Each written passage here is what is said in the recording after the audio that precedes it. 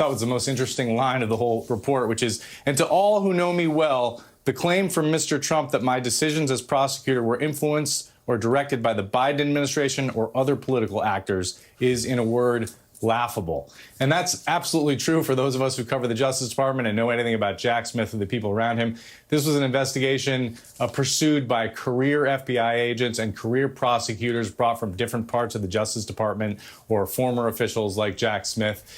There was no involvement whatsoever by anybody political, by Joe Biden, or even really by Merrick Garland, other than to be briefed on the results. And what you have here is a powerful narrative, really, sort of laying out what we already knew, but in more explicit fashion. And you hit some of the really most important points that he hammered, which is that Donald Trump, according to the evidence that they've marshaled, knew that the claims, the false claims that he was making about fraud were in fact false. And that was the basis for charging him with defrauding the American public. And they also go into some great detail here about how they believe that he actually incited the January 6th riot. And while he did say in the ellipse speech, urging people to be peaceful, he used the word fight more than 10 times. And they say they considered charging him with incitement, but ended up tripping over the free speech issues. It's a really difficult charge to bring. They also considered a charge of insurrection, but decided that insurrection is so loosely defined and the statute had been so